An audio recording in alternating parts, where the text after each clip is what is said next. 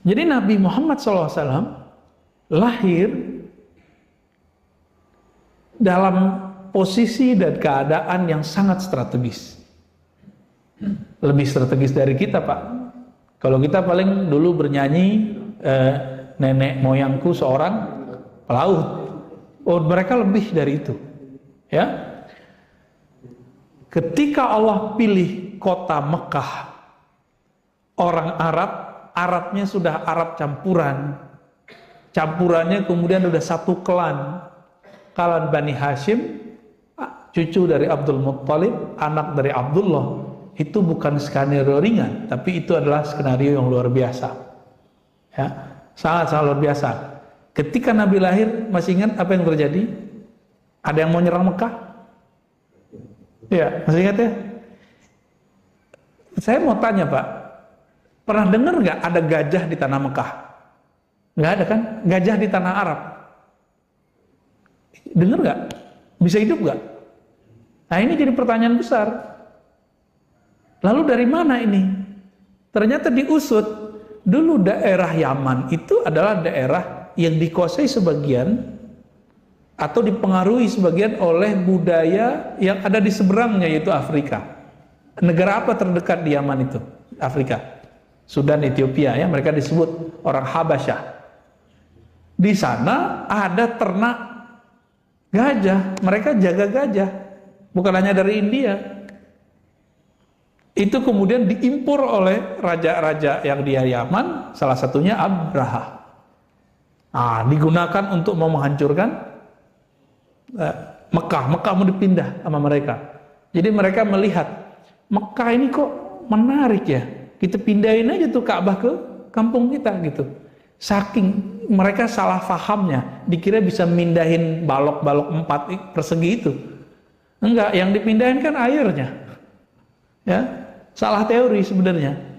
Penasehatnya Abraha itu sudah kasih tahu, jangan coba-coba masuk ke negeri itu dengan menghancurkannya. Nanti kamu hancur.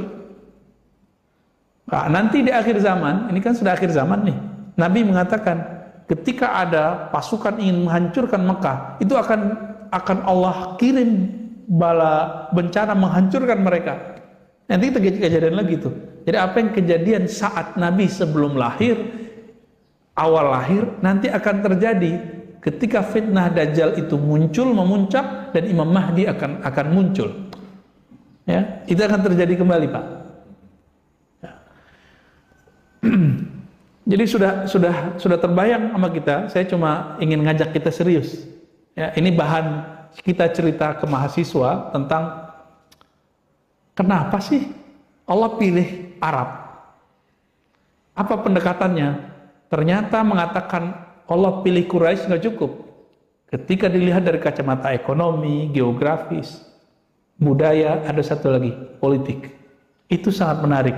Kita jadi mengatakan, Masya Allah, luar biasa. Settingan Allah luar biasa. Coba lihat, Pak. Mekah itu diapit oleh kerajaan-kerajaan tadi Yaman. Berarti ada budaya Arab asli. Bagian utara, itu kalau utara timur itu ada Babilonia. Di situ ada beberapa kerajaan. Ya, atas langsung Romawi. Romawi Timur disebutnya. Romawi ini bukan Italia, Pak ya. Romawi, Rum. Jadi kalau ada di Al-Quran, Ghulibatir Rum, itu adalah Romawi Syria. Romawi Syria. Dan agak ke kiri dikit ada peradaban Mesir kuno. Terus di samping Laut Merah itu ada kerajaan Ethiopia yang bahasa Arab Ethiopia banyak diserap oleh orang Yaman lalu masuk lewat jalur perdagangan itu di Mekah. Dan pas dicek banyak istilah-istilah Arab Ethiopia itu masuk. Bapak kalau mau belajar bahasa Arab bukan ke Mekah, Pak, sekarang. Belajarnya ke mana? Ke Sudan. Ya. Salah satu dosen saya dulu Pak Sayuti Nasution, ya, almarhum, suami dari ahli tafsir Indonesia, doktor tafsir pertama di Al-Azhar, Dr. Faizah, ya, orang cerdas aja itu, orang Betawi sini, Pak. Suaminya orang Mandailing, ya, Sumatera Utara. itu ngambil bahasa Arabnya di mana? Di Sudan. Ustadz yang masyhur sekarang ngambil S3-nya di mana? Sudan juga, walaupun hadis ya. Atau sebenarnya itu negeri bahasa sebenarnya itu. Mereka kalau ngomong Arab lebih fasih daripada wilayah-wilayah lain. Jelas. Fasih itu bahasa Arab artinya jelas. Itu maknanya. Itu peradaban politik, secara politik seperti itu. Jadi Mekah itu dikelilingi oleh budaya macam-macam. Maka Arthur Jeffrey, seorang orientalis, mereka menyebut dirinya belakangan bukan orientalis ya, revisionis, pengkaji Islam gitu. Dari Australia, kemudian pernah tinggal di Mesir, lalu menjadi guru-guru besar di Eropa. Ini menulis tentang kata-kata asing yang ada di dalam Al-Quran, yang diserap oleh Quran. Di situ dia kemudian menghubungkannya dengan teori politik, budaya, bahwa Mekah ini diapit oleh banyak hal. Salah satunya kerajaan-kerajaan itu, ya. Berdasarkan ini, Bapak, Ibu, Saudara, bukan Allah, kita mulai menyadari, ternyata Arabnya Nabi itu bukan seperti Arab yang kita bayangkan sekarang.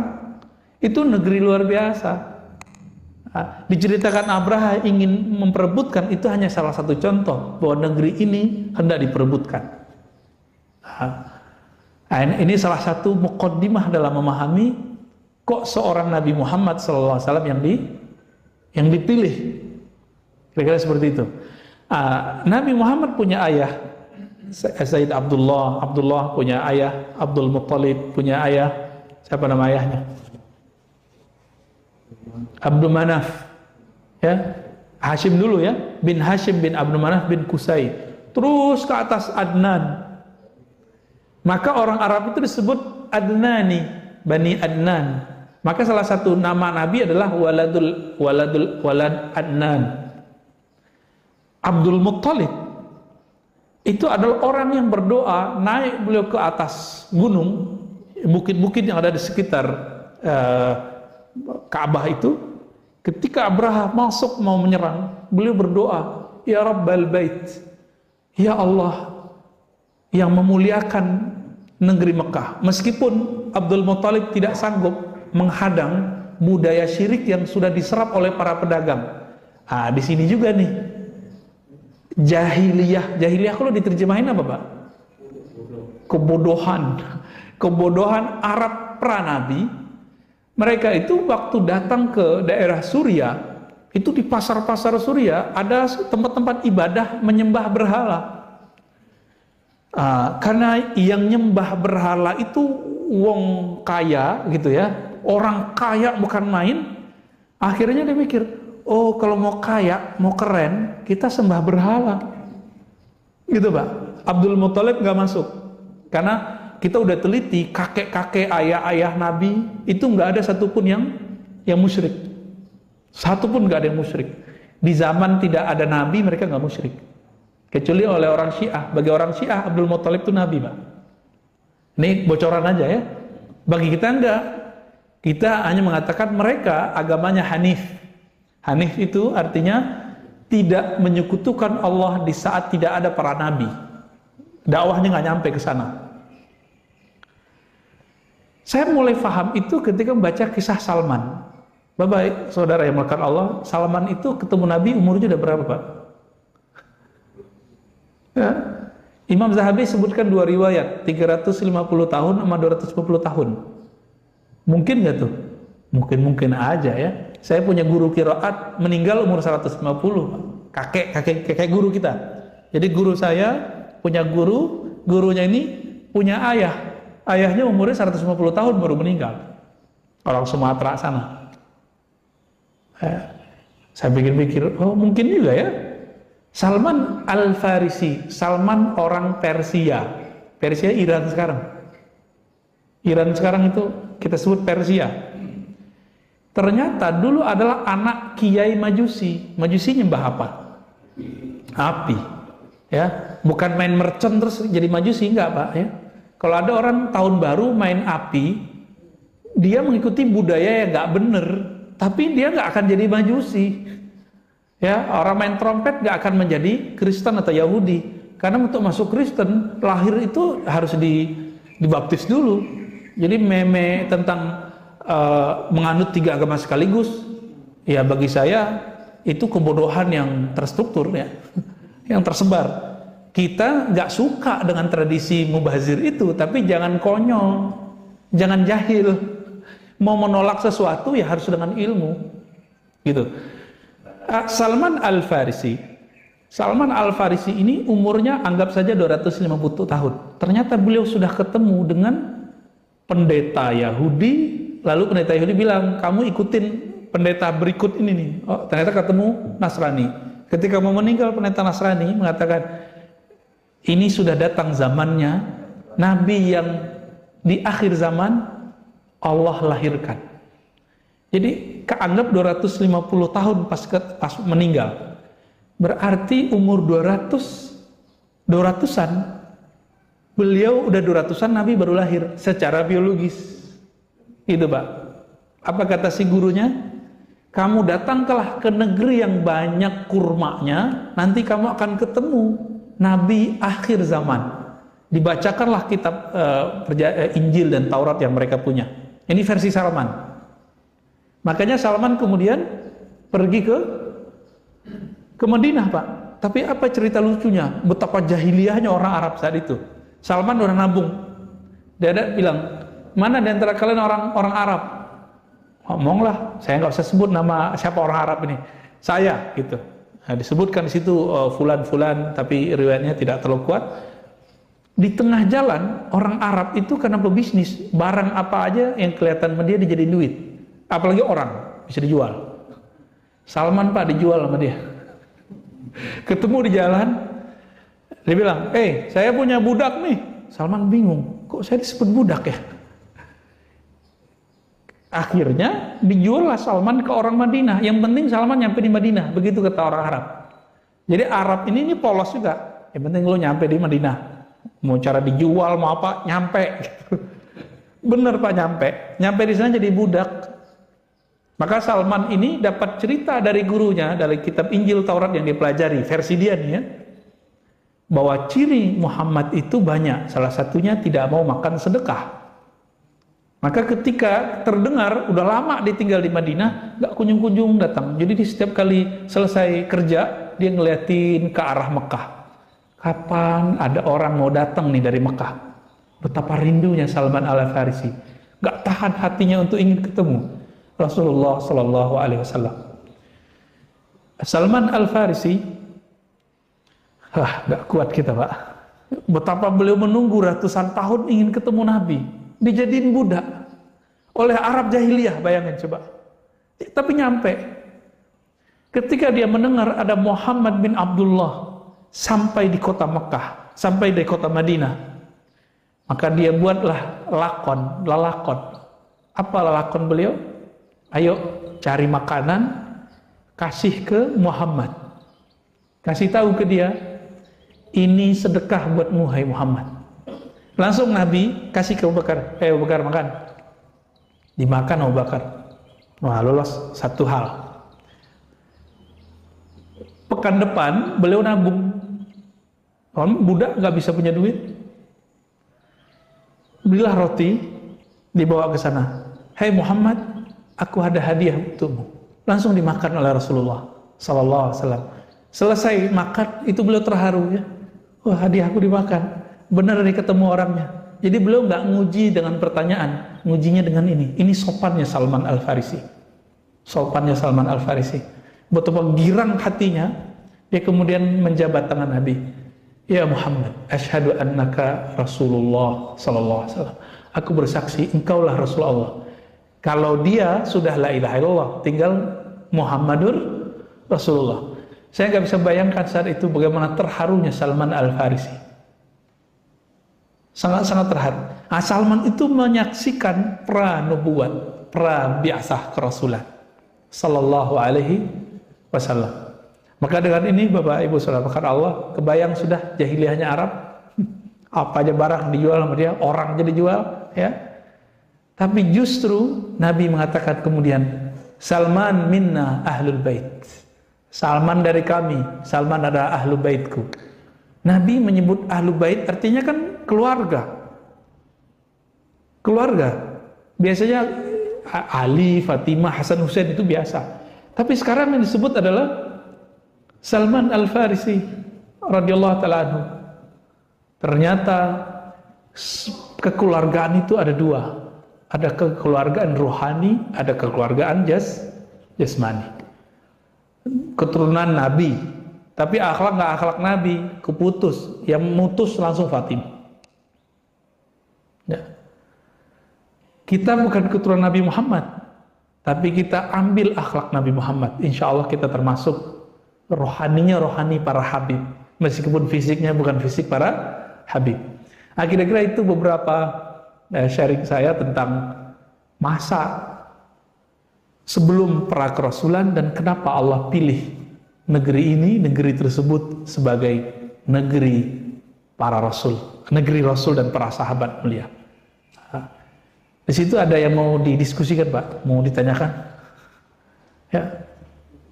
Ini nggak ada yang tidur nih, ada yang tidur ya? Ya. Orang kita nggak ada ngelucu-ngelucunya loh, Pak ya. Ya.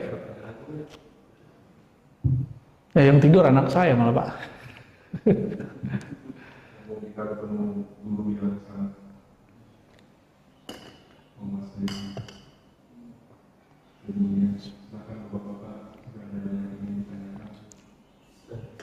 Ya, silakan Pak. Waalaikumsalam warahmatullahi wabarakatuh. Saya cuma mau tanya tentang daerah posisi kita Muslim di Indonesia dengan sejarah Nabi itu kira-kira seperti apa sekarang sama ke depannya seperti apa? Masya Allah. Ada beberapa analis justru ya, Islam tidak akan jadinya dua kali ke tempat yang sama. Salah satunya mungkin ada yang memprediksi Indonesia. Iya, iya. Lihat sekarang ini kondisinya kayak udah kebalik ya. Iya, iya. Bapak coba lihat, mungkin Bapak sudah melihat beberapa negara ya, mungkin beruntung bisa jalan kemana-mana. Bahkan Bapak kalau lihat ke Arab, di Arab sendiri sekarang, itu pusat-pusat kajian keislaman gak banyak. Tapi orang Arab itu yang alimnya berlipat-lipat, tapi gak banyak. Saya punya guru orang Libanon, Syekh Amin Salim Al-Kurdi, itu bilang kami gak punya pesantren di Libanon. Itu negeri Arab loh Pak. Tapi mereka punya gereja-gereja, lembaga-lembaga seminari Kristen banyak sekali. Jadi Lebanon itu negara Arab yang paling kuat agama selain Arab, agama selain Muslimnya, selain Islamnya. Arab Saudi, Bapak coba lihat. Dulu Mekah Madinah itu pusat 4 mazhab. Tapi sekarang mazhab udah dilarang, yang ada cuma satu aliran. Terus kemana pindah mazhab itu? Dulu di Jabal Abi Kubais, itu orang latihan rohani, Pak, latihan zikir di sana. Muncullah aliran-aliran tazkiyatun nufus atau tasawuf atau tarekat. Sekarang dianggap musyrik di sana. Terus kemana pindahnya? Gitu. Terakhir ada sekolah yang masih mempertahankan kajian Islam dikuasai oleh negara Saudi sekarang, namanya Saulatiyah. Tapi beberapa tahun ini sudah dirubah paksa kurikulumnya oleh pemerintah. Itu terakhir pertahanan ahli sunnah yang moderat di kota Mekah. Udah nggak ada lagi Pak. Akhirnya sekarang guru-guru kita di sana itu kalau ngajar kitab akidah aja, kitab fikih, cover yang sudah ditentukan dari pemerintah, tapi isi dalamnya sudah diganti supaya nggak ketahuan. Kalau ada sidak, kacau Pak, bisa masuk penjara. Terus kemana perginya? Itu udah pindah kemana-mana Pak, udah pindah ke Maroko, udah pindah ke Turki, udah pindah ke India, udah pindah ke Yaman. Dan yang paling banyak pindah keturunan Rasulullah, pindahnya ke Indonesia. Makanya Al-Habib Omar dan Habib-Habib yang datang ke Indonesia, mereka kaget. Kok buyut-buyutnya, kakak buyutnya, itu banyak yang dikubur di sini. Ya, saya tanpa sengaja 2 tahun sebelumnya itu mengunjungi mahasiswa saya yang buka kajian zikir di sana, terus kita kasih dia otoritas lah untuk membuka kajian zikir. Kita namanya ijazah. Hafiz Quran. Lalu saya bilang, tolong temenin saya ziarah ya. Gitu. Pertama saya cuma niat ziarah ke satu tempat, mau melihat gimana sih sejarahnya. Kita kalau nggak melihat tempat kan nggak kebayang, nggak terimajinasi perkembangan Islam di sana. Tapi habis itu hati saya bergejolak, ini pasti ada pusat kuburan bersejarah di sini. Ternyata benar. Zuriat Rasulullah yang tua-tua itu banyak dikubur di Palembang, Pak, dulu. Al-Habib Ahmad bin Idris Al-Idrisi, Masya Allah, ya. Itu banyak di sana, Palembang. Lalu Betawi, lalu Pantura sampai ke Jepara, Demak, Tuban. Oh, Tuban ini lumayan banyak, Pak. Maka kalau kita ke Tuban atau pesisir Pantura ini, muka orang Jawa itu bukan Jawa kayak di selatan. Ngomong Jawa ya, tapi hidungnya hidung condet, Pak. Ya, hidung orang Arab. Ngomongnya sudah ngomong Jawa. Ternyata udah pindah ke sini. Quraisy Shihab, ya, itu ulama besar. Terlepas dari semua kontroversial beliau S1, S2, S3 di Mesir dan udah menguasai wilayah-wilayah sana. Jadi udah kemana-mana. Apa kata beliau? Yang punya tradisi pesantren cuma orang Indonesia. Ini di sini imam kita mungkin sudah punya pusat tahfiz kali, udah punya. Ya, silakan difasilitasi, Pak. Ya, di mana-mana saya ngelihat, rumah tahfiz itu baru Quran, belum TPQ, belum lagi MDA, belum lagi yang serius mahat udah dahsyat sekali. Dan di Indonesia bikin pesantren nggak perlu izin, cukup kesepakatan masyarakat, benar nggak? Dan ini surganya ilmu. Kita nggak ketemu di belahan manapun sekarang di dunia seperti Indonesia. Kita bersyukur.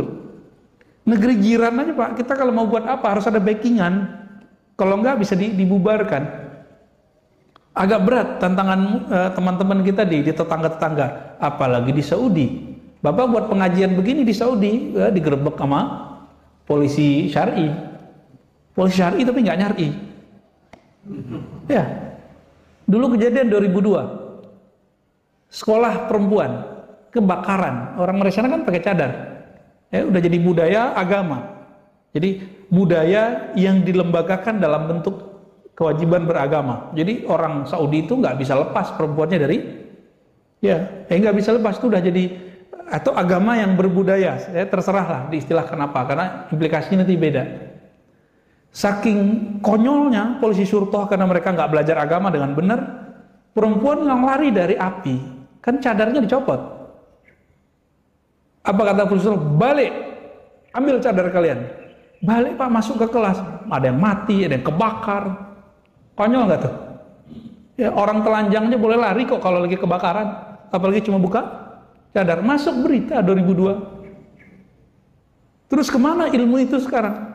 Ilmu itu sudah banyak berkembang ke negara-negara luar. Dan yang paling stabil adalah negeri kita, alhamdulillah. Negeri Nusantara inilah, Indonesia, Malaysia, Brunei, Singapura, ini paling stabil, alhamdulillah. Jadi secara populasi, ini saya bukan dukun juga bukan peramal, Pak. Tapi kita melihat dari indikator-indikator ini, kalau perangkat-perangkatnya sudah kuat, budaya sudah mendarah daging. Bapak datang ke Madura ini walaupun ada yang keras, ada yang Islami, ada enggak, tapi jangan coba-coba singgung Islam. Ketemu nih orang Madura nggak Islam, Pak, nggak sholat, tapi jangan coba-coba singgung kiai, ya bisa digorok sama dia nanti. Apalagi sekarang kejadian orang buat karikatur Nabi, ya bisa kebayang. Tapi keturunan Rasulullah dari Yaman, Habib Omar, Habib Ali Al-Jufri menyarankan jangan main fisik, jangan emosi, ya. Kembali ke tadi, Pak. Terus kita ke depan gimana nih? Nabi mengatakan Al-Mahdi minni min walidi Fatimah. Kebangkitan Islam akan dipimpin oleh Imam Mahdi. Mahdi itu kan yang dapat hidayah. Itu dari keturunanku, keturunan Fatimah. Dan keturunan Fatimah sekarang udah ngumpul banyak di negeri ini. Mungkin barangkali inilah pertanda baik. Kita nggak boleh memastikan, karena kita bukan Allah, kita bukan Rasulullah, nggak dapat wahyu. barangkali inilah kesempatan besar untuk menyongsong kebangkitan itu. Nah, semoga nih Bapak ini termasuk orang-orang yang ikut dalam pergerakan ini nanti. Ya, kan kita nggak tahu nih, apakah Bapak ketemu zamannya atau enggak? Nggak tahu kan? Siapa tahu besok meninggal kan? Ini kalau dunia resesi, apa yang kejadian Pak nanti? Krisis ekonomi di mana-mana. Tuah negara hilang, batas teritorial antar negara semu. Maka koloni-koloni besar yang ingin menguasai dunia ini akan memenuhi dunia dengan kezaliman. Mereka yang disebut tentara Dajjal. Dan Nabi mengatakan ciri-ciri Mahdi akan keluar. Imam Mahdi keluar, hadisnya sahih. Apabila bumi dipenuhi dengan kezaliman, maka tunggu Mahdi akan muncul membawa perdamaian dan keadilan. Kapan itu? Wallahu a'lam bishawab. Ya, kita serahkan ilmunya kepada Allah. Nah, kalau beliau sudah ada sekarang, kita nggak akan kenal dengan mudah, Pak. Kenapa? Nabi mengatakan yuslihullahu fi lailah.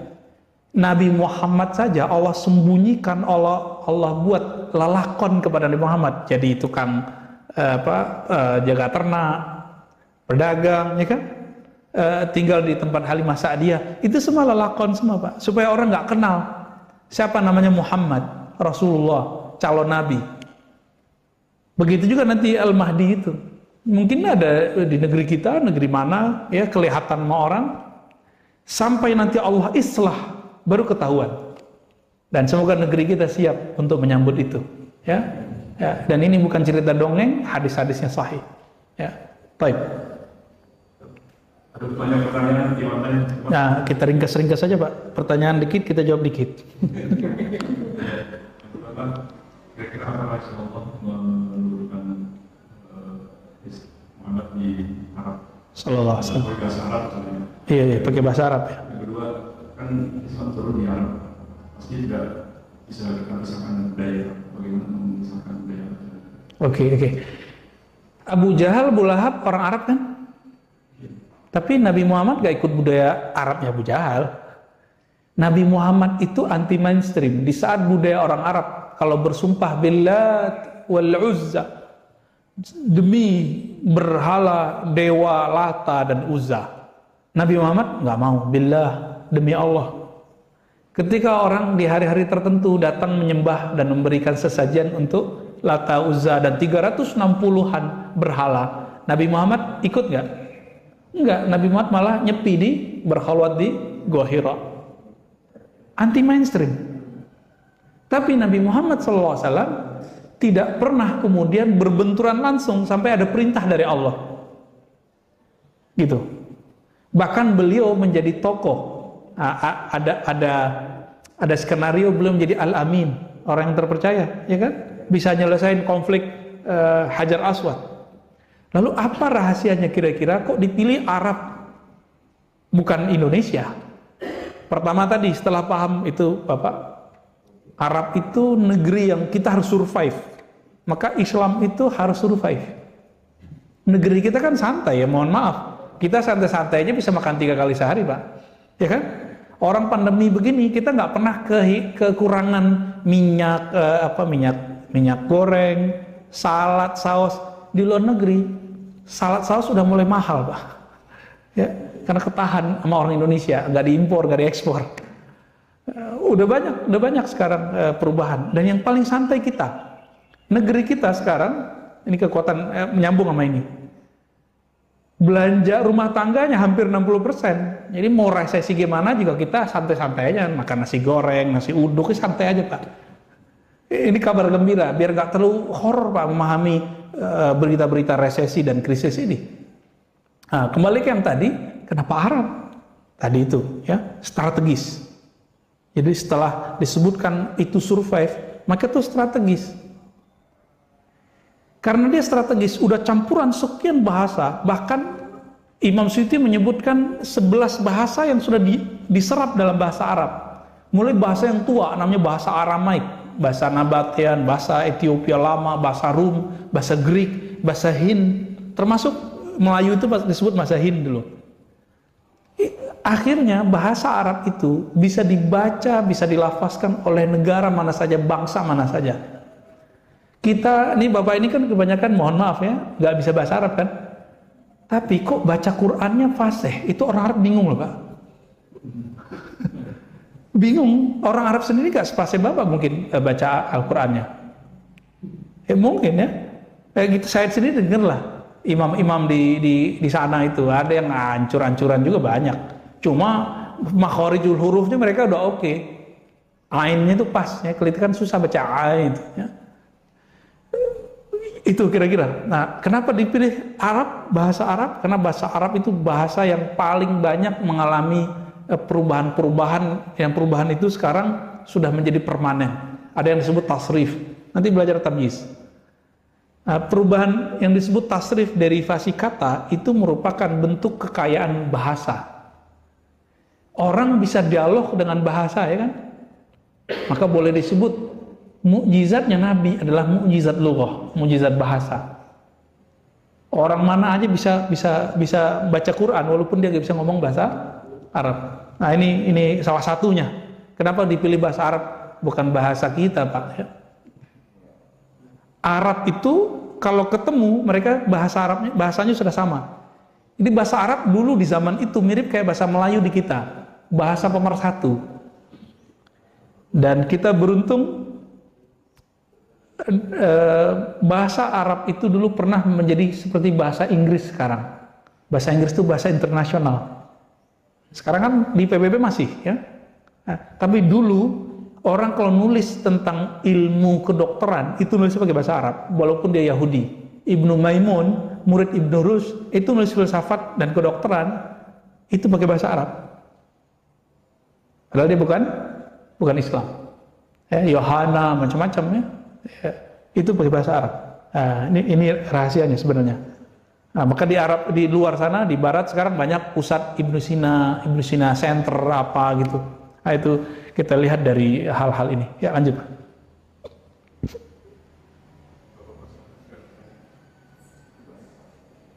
Masih banyak? Satu lagi, apabila ada masyarakat dengan secara materi ini Rasulullah, apa masih boleh disebut sahih? Siapa? Apabila masih ada darah keturunan secara materi ini dari ibu. Dari ibu tidak boleh disebut kalau sudah jauh ya. Tapi kalau langsung masih bisa. Misalnya ibunya Syarifah, keturunan Rasulullah. Tapi bapaknya bukan orang keturunan Rasulullah. Ini ulama sedikit berbeda pendapat, tapi di Yaman ada yang membolehkannya. Tapi masih jalur pendek. Tapi kalau sudah keturunannya lagi udah enggak. Ya, keturunannya lagi enggak. Gelar Habib Sayyid ini Bapak Ibu, ini mirip kayak hadis. Tinggal dicek nasabnya benar atau enggak. Kalau benar disebut Habib Sahih. Sama hadisnya kalau dicek ini transmisinya rawinya benar enggak. Kalau benar disebut hadis Sahih. Kalau enggak begitu juga. Maka di Indonesia ada Habib yang benar, yang sahih, ada Habib yang hasan, ya, yang kuat-kuat, tapi masih kalah pamor, kalah nasab dengan yang satu lagi, dan ada yang Habib doif dan palsu. Itu banyak. Nah, cuma modal hidung mancung sama jenggot, terus pakai gamis sama serban, udah jadi Habib, enak amat ya. Hati-hati, man kadzaba alayya muta'ammidan falyatabawwa maq'adahu minan nar. Kalau enggak yakin amat keturunan Rasulullah, jangan ngaku keturunan Rasulullah. Jadi hamba biasa aja. Jadi orang biasa dan bebannya lebih dikit. Keturunan Nabi, keluarga Nabi, dosanya itu dibesarkan melebihi orang biasa. Sebagaimana pahalanya dibesarkan melebihi orang biasa. Saya Apakah anak dipilih oleh Allah karena salah satunya sebagai bangsa pengobatan? Itu salah satu hikmah yang diambil oleh beberapa sejarawan. Ya, mereka nomaden dulu. Tapi ketika sudah ada Ka'bah, enggak. Mereka sudah enggak nomaden lagi. Ah, ini penting. Sejarah nomadennya Arab itu berhenti ketika Zam-Zam sudah ditemukan oleh mereka. Jadi Zam-Zam itu artinya kan kumpul. Zam-Zam itu simbol dari berakhirnya peradaban tua, peradaban pindah-pindah. Ini luar biasa dari Zam-Zam itu. Cukup Pak? Alhamdulillah Rabbil Alamin. Lebih kurang itu Bapak Ibu yang melakukan Allah, refleksi pra kerasulan sehingga kita faham, oh luar biasa memang nabiku, ya. Nabi kita memang dilahirkan di tempat pilihan, bukan di tempat biasa, sehingga wajar kalau kemudian ajarannya berkembang di seluruh dunia. Meskipun kita bukan cuma 2 miliar Pak ya, cuma 2 miliar, tapi agama yang lain walaupun mereka bermiliar-miliar, mereka itu satu aliran dah kayak satu agama. Contohnya Katolik, Kristen, itu kan banyak aliran-alirannya. Satu aliran dah satu agama, udah beda dengan aliran sebelahnya. Oleh karena itu, secara populasi majmuk, tetap saja Muslim adalah terbesar di dunia. Semoga kita termasuk yang terbesar itu. Amin ya rabbal alamin. Kita tutup dengan doa pendek. Astaghfirullahaladzim. Allahumma ya Allah, ampunkan dosa kami, ampunkan pikiran kami, ampunkan kejahilan kami. Allahumma ja'alna mimman shalla ala nabi Muhammad sallallahu alaihi wasallam. Ya Allah, jadikan kami orang yang banyak berselawat kepada nabi kami. Allahumma ja'alna mimman arafan nabiy sallallahu alaihi wasallam. Ya Allah, jadikan kami orang yang betul-betul mengenal Nabi Muhammad sallallahu alaihi wasallam. Jangan jadikan kami seperti Abu Jahal, Abu Lahab yang melihat Muhammad bin Abdullah tapi tidak melihat Muhammad Rasulullah. Allahumma ya muqallibal qulub, tsabbit qulubana ala dinika wa ta'atik. Ya Allah, jika Engkau telah masukkan iman ke dalam hati kami, tolong tetapkan semua itu, hidupkan kami dalam ketaatan dan wafatkan kami dalam husnul khatimah. Rabbana atina fid dunya hasanah wa fil akhirati hasanah wa qina adzabannar. Sallallahu alaihi Muhammad walhamdulillahi rabbil alamin. Assalamualaikum warahmatullahi wabarakatuh.